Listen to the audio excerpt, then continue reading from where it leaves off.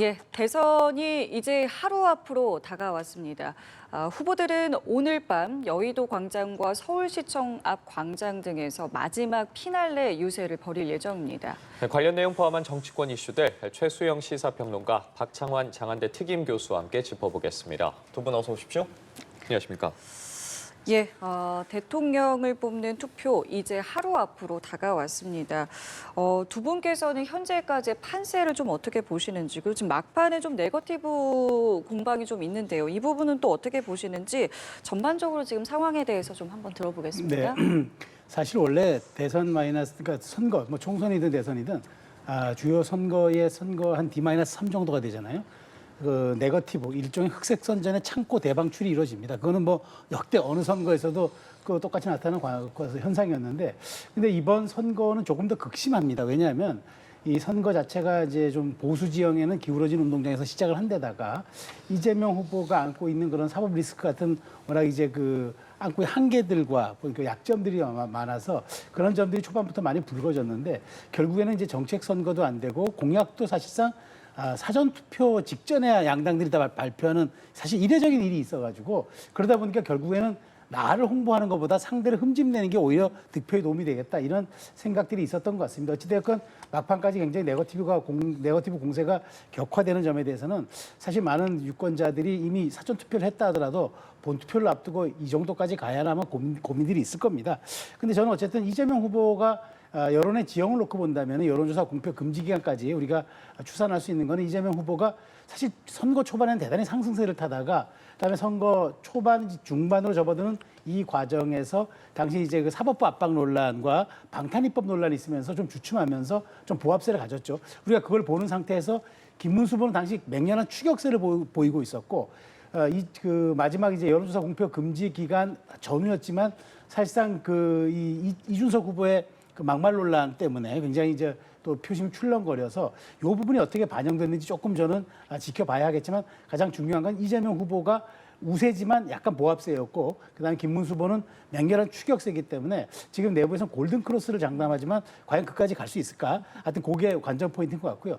이준석 후보는 그 전까지는 두 자릿수로 왔다 갔다 했는데 정말 득표율에서도 본인의 저런 리스크를 딛고 정말 두 자릿수 득표율이 가능할지가, 저는 이 세 분을 지켜보는 가장 중요한 관전 포인트라고 생각합니다. 판세 교수님께서는 어떻게 좀 읽고 계세요? 네, 뭐 국민 여러분 다 기억하시겠지만 선거 8일 전부터 여론조사 공표 금지 기간이었습니다. 예. 뭐 모든 언론사 뭐 할 것 없이 다 여론조사의 마지막 그 날까지 발표를 했었는데, 거기서 커다란 변화가 없다, 이렇게 정리할 수 있을 것 같아요. 이재명 후보의 소위 말해서 그 지지율 큰 격차, 이런 격차가 지속적으로 유지되고 있는 거 아닌가, 이렇게 보고 있습니다. 여론조사 공표 금지 기간 동안 후보별로 악재들이 많이 있었습니다.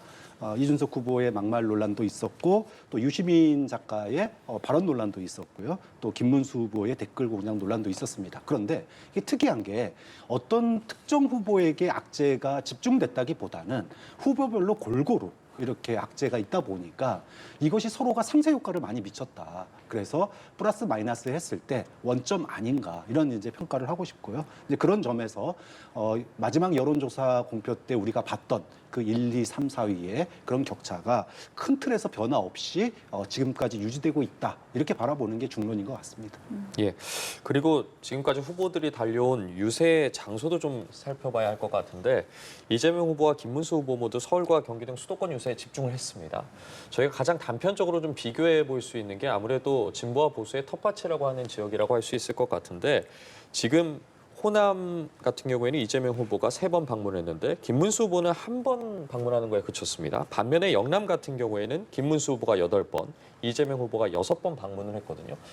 이러한 지역 간 방문이라고 해야 될까요? 후보들의 움직임에 대해서는 좀 어떻게 보셨습니까? 그러니까 먼저 이재명 후보부터 말씀을 드리면, 이재명 후보는 영남에 굉장히 공을 들이고 있습니다. 그러니까 과거 어떤 진보정당 계열, 민주당 계열의 후보들이 보여주지 못했던 영남권 공들이기를 하는데, 그거는 저는 충분한 이유가 있다고 봐요. 왜냐하면 이재명 후보 고향이 경북 안동 아닙니까? 근데 지난 대선에서 경북에서조차, 자기 고향에서조차 29%밖에 득표를 못했습니다. 그 이른바 마의 30이라 하는 30% 득표를 못했고요. 전체적으로 TK에 대한 득표율도 22%에 그쳤습니다. 그런데 지금 이재명 후보가 노림수는 뭐냐면, 여기에서 30을 득표해야지 최소한 본인이 과반을 갈 수가 있고 그다음에 TK에서 30을 득표해야 만일 본인이 집권하더라도 어떤 그 권력 위임에 대한 민주적 정당성이 생긴다 이렇게 판단하는 것 같아요. 그래서 굉장히 공을 들이고 있는데 실제 이런 움직임이 지금까지는 조금 약간 여론에는 좀 반영이 있는 것 같습니다만 실제 득표율은 어떻게 반영될지 한번 지켜봐야 되겠는데 김문수 후보는 전 한마디로 정리한다면 선택과 집중이다. 그러니까 호남 같은 경우에는 아무리 내가 좀 간다 하더라도 실질적으로 득표에 제한적일 수 있다라는 그런 생각을 갖고 차라리 내가 좀 약간 늦게 후보가 선정됐고 그다음에 그 후보 선출 과정에서 굉장히 당의 내용이 있었기 때문에 보수 지지층이 완전히 결집하지 못했다 이런 분석이 있었거든요. 그렇다면 TK에서 내가 완전하게 우리 지지층을 결집하지 못하면 선거 어렵다는 판단 아래 거기에 공을 들이는 것 같아요. 원래 보수 정당 계열은 또 말하자면은 대선 승리 법칙이 있습니다. 그게 뭐냐면 TK나 PK에서 투표율 80%와 득표율 80%입니다.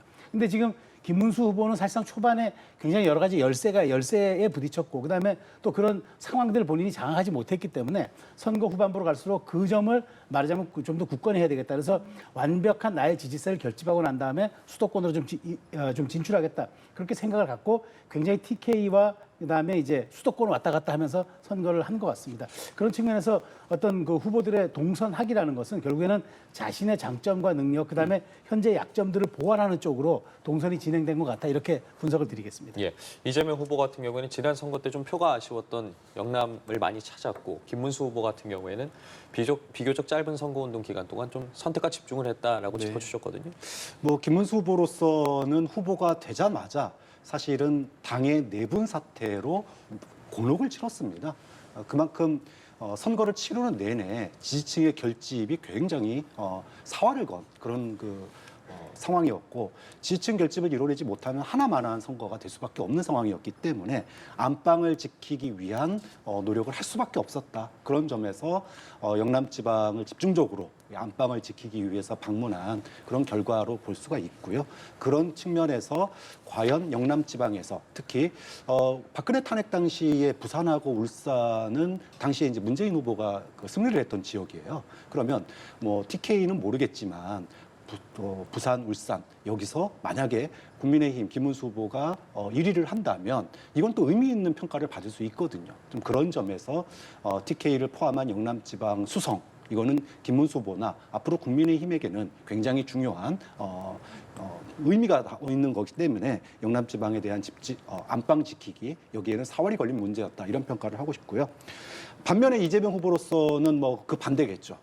내란 종식을 위한 국민들의 응징 투표다 이렇게 규정을 했습니다. 그러면 뭐 우리가 흔히 예상하는 대로 호남이라든지 수도권에서의 압승은 당연한 거고 TK에서도 선전을 해야 되는 거고 부울경 지역에서도 이제 1위를 해야 되는 그런 어떤 또 정치적인 의미가 있습니다. 이런 부분에서 1위를 할 경우에 문재인 전 대통령이 당시에 당선 이후에 80% 가까운 국정 수행 지지율로 초기에 이제 코로나 이전까지 상당한 국정 동력을 확보했었는데 결국은 전국적인 승리만이 이 분열과 이런 그 경제 위기 속에서 강한 리더십을 가질 수 있다. 그런 측면에서 TK를 포함한 영남 지방 공략에 다른 지역보다도 더 공을 들였던 이유가 있다. 결국은 당선이 목적이 아니라 당선 이후에 국정 동력을 확보하기 위한 것도 바로 거기서부터 시작된다. 이렇게 얘기할 수 있을 것 같아요.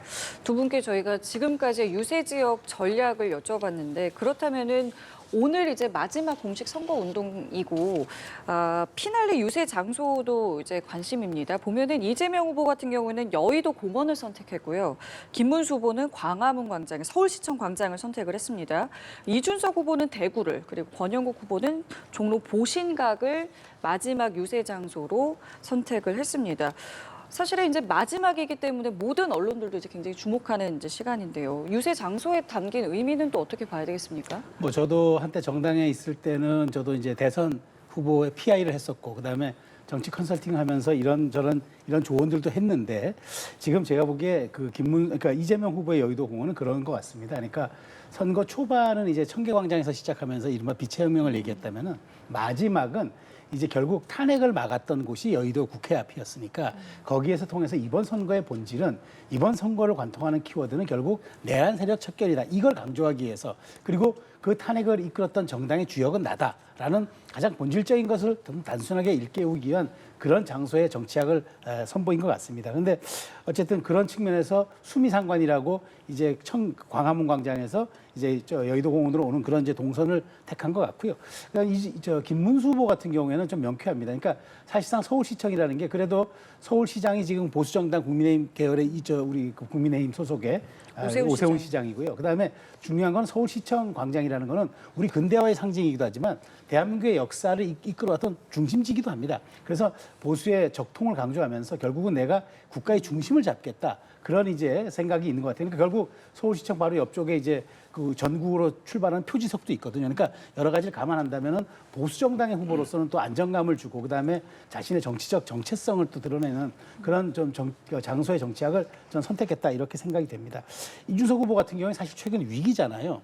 근데 이준석 후보가 사실 정치에서 본인의 존재감을 강렬히 드러낸 적이 언제였습니까? 바로 2021년 그때 2020년이죠.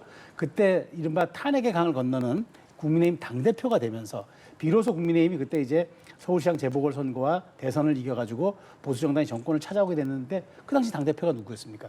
그 이준석 후보였는데 당시 이준석 후보를 만들어줬던 가장 많은 표를 줬던 데가 결국 TK였습니다. 그렇기 때문에 지금 위기지만 내가 보수의 적통과 어떤 적장자가 될 테니까 나에게 좀 힘을 실어달라. 결국 이거는 본인이 좌절하지 않도록 좀 표를 달라는 그런 저는 희망의 메시지도 함의가 돼 있다고 봅니다. 그러니까 그런 점들은 굉장히 이제 이준석 후보가 이것을 정면 돌파하겠다. 그다음에 이제 결국은 나를 키워줄 수 있는 곳은 TK이고 결국 여기를 기반으로 내가 보수의 블루칩이 될 수 있도록 도와달라. 그런 이제 마지막 선택을 한 것 같습니다. 그리고 권영구 후보 같은 경우에는 종로 보신각은 거의 가지 않은 것으로 제가 알고 있는데 사실 진보 정당 계열의 후보들은 오히려 사회적 약자라든가 그다음에 어떤 노동 현장들 이런 상징적인 장소를 많이 찾았는데 종로 보신각이라 하면 결국 뭐 우리나라에서 그 어떤 뭐 우리 타종 행사라든가 여러 가지 그 말하자면 국가적 행사가 열리는 그런 상징 장소이기 때문에 아마 가장 보편적이고 또 보수 진보 색채를 떠난 그런 장소를 선택함으로써 마지막 중도 표심을 노리는 그런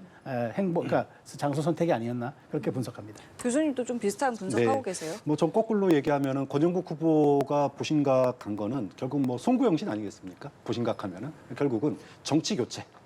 낡은 것은 가고 새로운 정치가 오겠다. 뭐 이런 의지를 담은 거다 이렇게 표현할 수 있을 것 같고요. 이준석 후보가 대구를 피날레 유세로 잡은 거는 보수의 세대 교체. 뭐 이거는 지난 계엄과 탄핵으로 인해서 보수가 굉장한 내분 상태에 빠져 있는데 이런 상황 속에서 본인을 중심으로 한 세대 교체를 위한 그런 피날레 유세다 이렇게 의미를 부여할 수 있을 것 같습니다. 김문수 후보의 광화문 광장은 서울시청 광장은 예. 오늘 김문수 후보가 경부선을 타고 쭉 올라오거든요. 부산에서부터 시작해가지고 서울까지 오는데 결국은 영남권을 중심으로 한 보수 지지층의 결집. 그것을 마지막 이 서울에서 피날레를 장식함으로 인해서 보수 지지층의 결집을 통한 대역전 이런 의미를 담아서 서울시청 광장에서 유세를 한다 이렇게 보면 될 것 같고요. 이재명 후보는 뭐 다른 말이 필요하겠습니까? 지난 계엄 그리고 탄핵 이걸 요구하는 그 수많은 야광봉의 물결, 빛의 혁명을 전 세계가 지켜봤던 장소가 바로 여의도 공원이었습니다. 그런 측면에서 빛의 혁명을 기반으로 한 국민들의 승리로 이번 대선을 규정을 하고 있기 때문에 여의도 공원은 그런 상징성을 담은 빛의 혁명의 상징성이 담긴 것이기 때문에 본인이 계엄과 탈핵을 거친 이 대한민국의 위기 상황 속에서 국민들의 힘으로 대통령에 당선되고 싶다 이런 의지를 반영한 거다 이렇게 평가할 수 있겠죠. 예, 마지막 유세에서 후보들이 어떤 목소리를 내놓을지도 지켜봐야 될 것 같은데 선거 막판까지 논란이 되고 있는 부분 짚어보도록 하겠습니다. 보수 성향 단체가 댓글 조작팀으로 김문수 후보를 지원해왔다는 의혹이 선거 막판의 변수로 떠오르고 있는데 관련한 후보들의 발언 준비해봤습니다. 듣고 나서 대담 이어가 보겠습니다. 허위사실 유포해서 정치적 공격을 가했는데 그 이익은 고스란히 김문수 후보와 국민의힘 정당이 취했죠. 과거 전력을 보면 저는 그게 국민의힘이 실질적 배우라는 의심을 지울 수가 없습니다. 전혀 모르는 일입니다. 그런 일은 근거 없이 이야기하면 안 되겠습니다. 더구나 댓글 뭐 이런 거 하고는 저는 전혀 우리 당의 댓글도 누가 다는지도 모르는데 그 이박수 굴이 댓글 다는지 알게 뭡니까? 예. 두 후보의 발언 듣고 왔습니다. 민주당과 이재명 후보는 리박스쿨의 댓글 조작 수혜자가 김문수 후보와 국민의힘이다. 실질적 배후라고 주장했고 당장 오늘 오전에만 해도 민주당의 박찬대 선대위원장이 김문수 후보가 오늘 당장 관련해서 진실을 밝혀야 한다라고 네. 요구를 했습니다. 네. 그러니까 지금 뭐 민주당 입장에서는 선거 막판에 이제 이른바 댓글 조작 논란 이제 그걸로 이제 좀 말하자면은 더 공세를 펼치겠다는 생각 같은데 저는 어쨌든 조금 과하다는 인상은 지울 수가 없습니다. 왜냐하면 이 보수 성향 단체, 교육 단체의 리박스쿨이 어쨌든 교육부로부터 인가든 뭐 허가든 받아서 지원을 받든 뭐하든 그런 단체 아니겠습니까? 그러면 목적 외 사업을 했다거나 아니면 본인들이 갖고 있는 그 원래의 사업 규정 외 뭘 다른 거 했다 그러면 거기에 응당한 처벌을 받으면 됩니다. 그리고 지원을 끊거나 인가를 취소하면 되는데 여기서 댓글 의혹이 있었는데 이게 배후가 국민의힘이고 이제 김문수 후보가 이렇게 관여돼 있다는 식의 이런 주장들은 저는 이거는 좀 과하다는 생각을 지울 수가 없는 게 왜냐하면 이 사안 자체는 이틀 사이에 결론 나지 않습니다. 경찰이 지금 수사에 착수했고 교육부가 지금 전수조사에 들어갔다고 했는데 예. 이건 지금 그 상황 관리에 대한 불과한 거고 결론은 나중에 나지 않을 거예요. 근데 국민들은 여기에서 유권자들은 이번에 기표하지 않은 사전 투표하지 않은 2,800명의 유권자들은 마치 이렇게 되면은 국민의힘과 김문수 후보가 관여돼 있는 듯한 인상을 받잖아요. 근데 이거는 주장에 불과한 거고 실제로 이걸 보도했던 해당 인터넷 매체는 지난 대선에서도 가짜 인터뷰 사건으로 해가지고 논란이 됐던 그런 또 해당 매체이기도 합니다. 그러다 보니까 이것은 주장에 불과한 거고 지금 그래서 수사에 착수했고 교육부가 조사에 착수한 건데 그걸 가지고 의혹을 제기하는 건 마치 덮어씌우기처럼 보이기 때문에 좀 과한 측면이 있다고 생각되고요. 어쨌든 댓글이고 뭐 여론의 장을 조작하고 왜곡시켰다는 거 이건 큰 범죄입니다. 민주당도 드루킹으로 인해서 그 실제 선대위원장 맡고 있는 김경수 전 경남지사가 실형 선고받고 작년에 겨우 이제 사면복권 됐습니다. 그리고 국민의힘도 과거 2012년 대선 시절에 국정원 댓글 사건으로 논란을 홍역을 치렀습니다.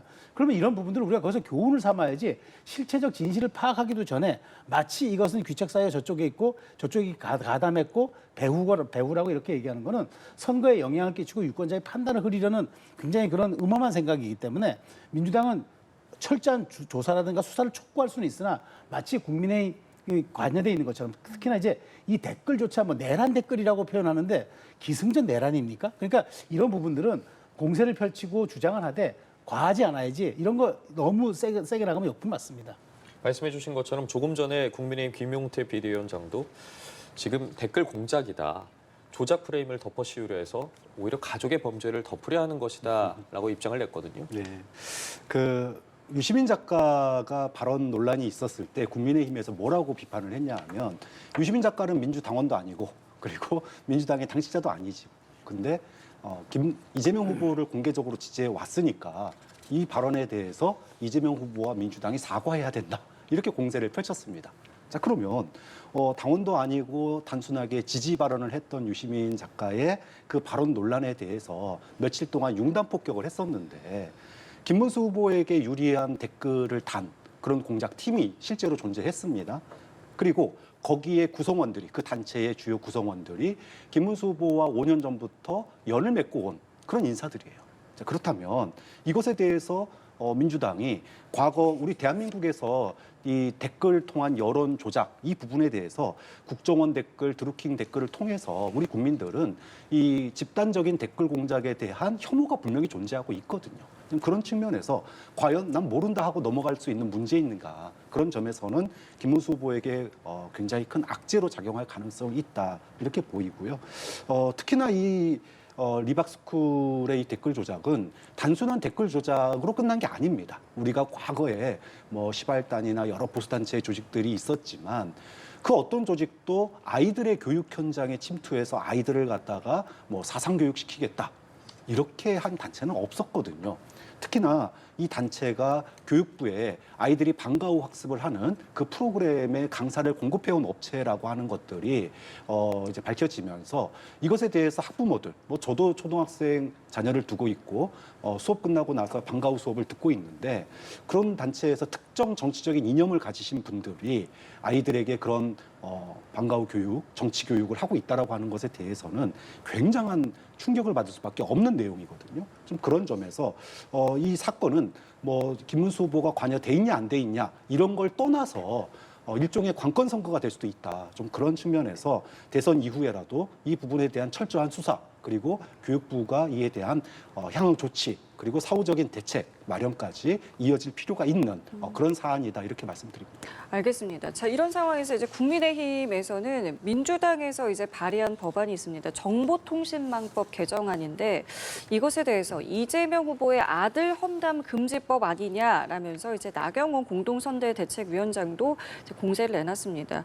이 법안을 이제 발의한 민주당 의원의 말은 제2의 서부지법 폭동과 같은 사태를 막기 위한 것이다라고 이야기는 하고 있는데 어쨌든 지금 국민의힘에서는 이거 아들 방탄하기 위해서 법까지 만들었네라면서 공세를 하고 있어요. 네, 이거를 민주당의 조모 의원이 발의를 했어요. 예. 뭐 발의한다고 해서 통과되는 건 아닙니다만은 법의 취지는 뭐 공감이 갑니다. 예를 들어 단순하게 허위 사실을 생성했다고 해서 처벌하는 법은 아니고요.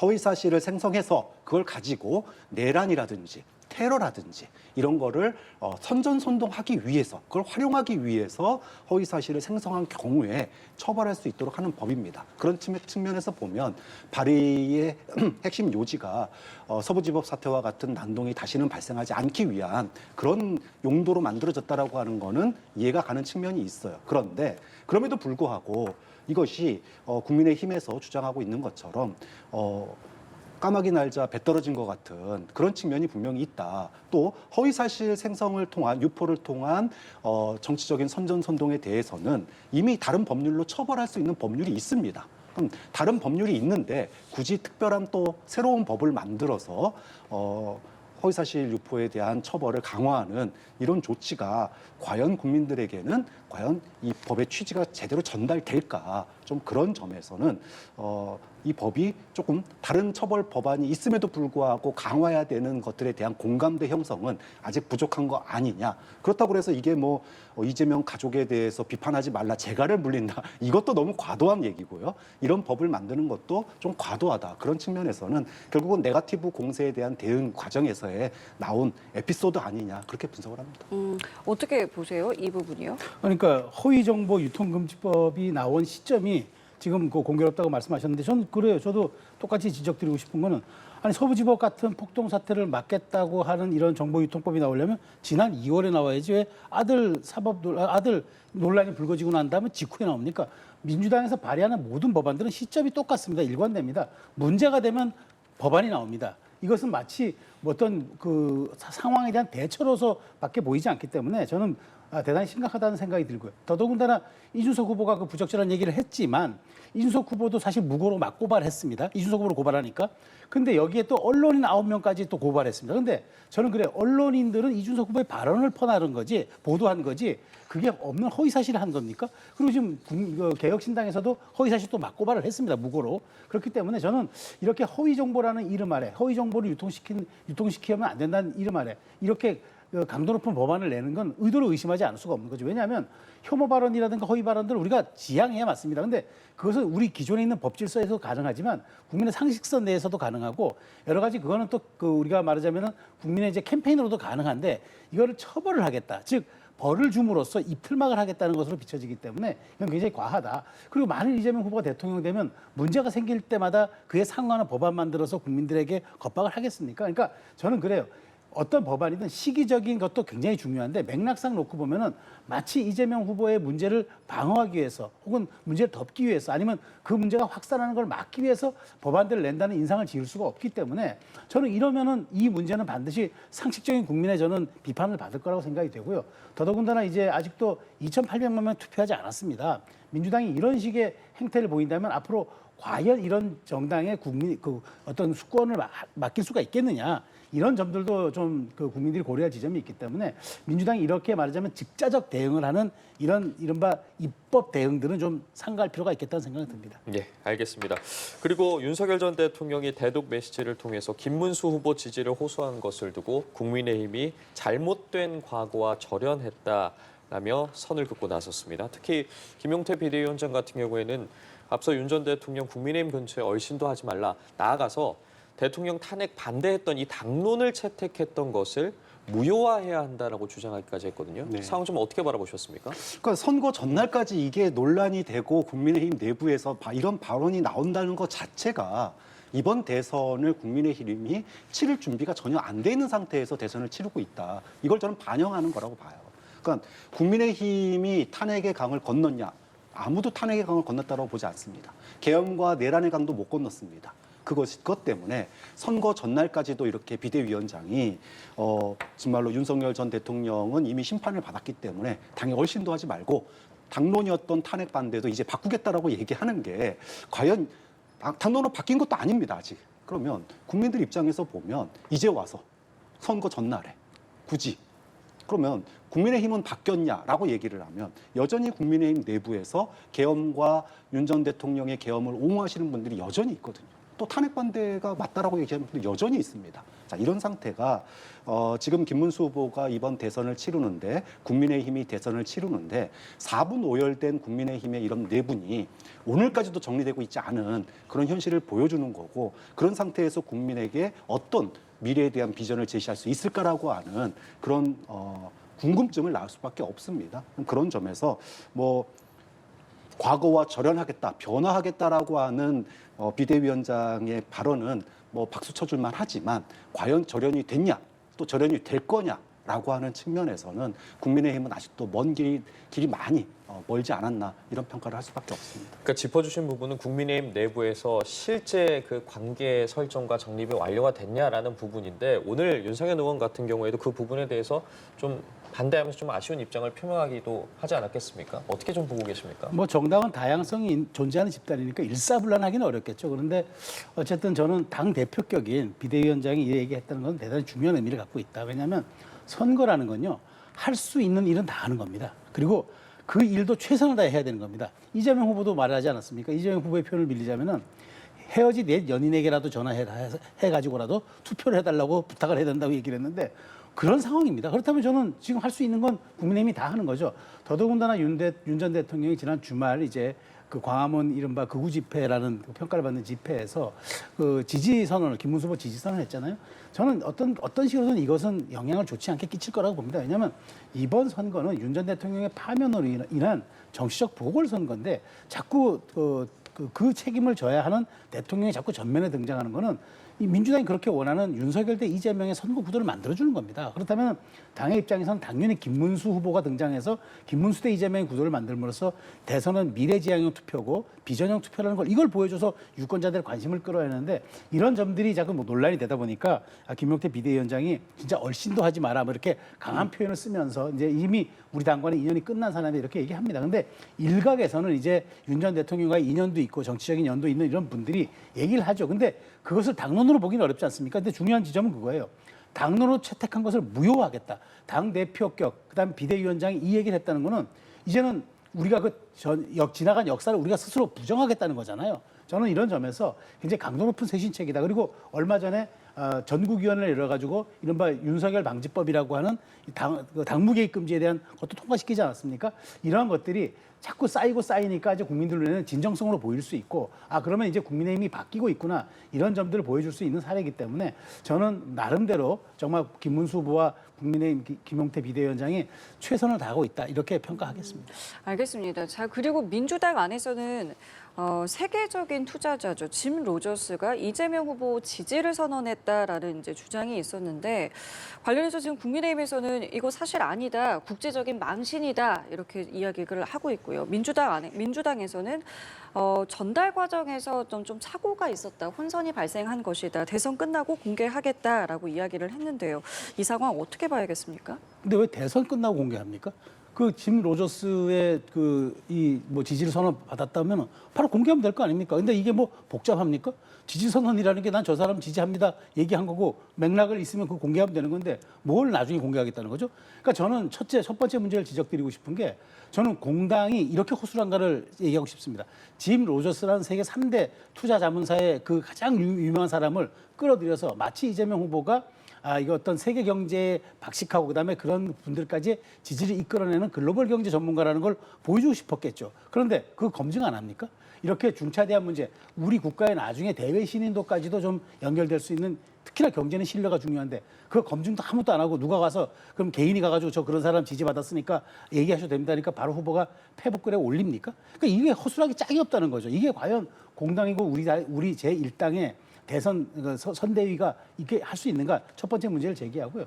두 번째 문제는 이 문제가 결국에는 빨리 해소가 돼야지 유권자들의 판단에 그 도움을 주는데 이거 선거 끝나고 우리가 해명하겠다고 하면은 유권자들 기망하고 우롱하는 건 아닙니까? 다 투표가 끝나고 이미 선출될 권력이 있는 다음에 여기에 대해서 진실을 밝히겠다고 하는 거는 지금 진실이 아니라 허구라는 걸 사실상 방증하는 사안 아닙니까? 그런 측면에서 저는 민주당이 이런 대응들은 물론 이제 조급증, 더더군다나 이제 선거를 막판에 있으니까 뭐라도 하나 더 들어와서 후보에게 도움을 줘야 되겠다는 그런 뭐 절박한 마음은 이해하지만 그렇다고 국제적인 사기라는 소리를 들을 정도로 이렇게 허술하게 짝이 없는 검증을 통해서 후보까지 이렇게 말하자면 국제적 망신을 당할 수 있는 사례까지 만들었다는 점을 좀 깊게 반성해야 될 거라고 저는 생각합니다. 예. 뭐 짐 로저스가 이재명 후보 지지를 선언했는지 안 했는지 사실관계는 좀 더 확인을 해봐야 되겠습니다. 하지만 이것이 이제 지지 선언을 하지 않았다라고 하는 전제하에 말씀을 드린다면 선거 때 지푸라기라도 잡고 싶은 심정, 누가 나 지지한다는데 그것도 유명한 사람이 혹할 것 같습니다. 그런데 사실은 말씀하신 대로 만약에 이게 진짜 허위였다면, 그러니까 보통은 지지 선언이 당으로 직접 전달되는 게 맞는 거잖아요. 또는 후보자에게 전달되는 게 맞는 거잖아요. 그런데 이 짐 로저스의 지지 선언은 제3자를 거쳐서 전달이 된 걸로 좀 알려지고 있습니다. 그렇다면 이 과정에서 문제가 있었다는 얘기예요. 결국은 이 3자를 통한 전달 과정에 대해서 누군가 그 중간에서 잘못 전달하거나 또는 의미를 확대 해석한 분이 분명히 있다. 그러면 이 부분은 본인이 출세욕에 멀어서 과잉 충성했다 이렇게 얘기할 수밖에 없는데 국민들이 볼 것 같아요. 이게 이제 지지선언이 없었다는 걸 전제로 그렇다면 이거를 갖다가 했던 그 핵심 인사가 나중에 소위 말해서 한 자리 가는지 안 가느냐 이걸로 결정될 것 같아요. 저는 만약에 과잉 충성이 있었다 또는 왜곡이 있었다 지지선언에 그렇다면 이 책임자에 대해서 엄중 처벌해야 된다고 봅니다. 그거지 이재명 후보가 만약에 대선에서 승리하고 나서 소위 말해서 내각을 구성하는 데 있어서 또 인사를 하는 데 있어서 이런 인사들과 절연하는 모습이 저는 이재명 후보가 대한민국을 정말로 통합 그리고 성장이라고 하는 가는 데 있어서 진정성을 보여주는 하나의 측면이 될 거다. 그런 점에서 이재명 후보가 여기에 대해서 선을 확실하게 그을 거라고 예상을 합니다. 예, 알겠습니다. 대선을 하루 앞두고 후보들의 움직임 또 논란 등 짚어봤습니다. 지금까지 최수영 시사평론가, 박창환 장한대 특임 교수와 함께했습니다. 고맙습니다. 감사합니다.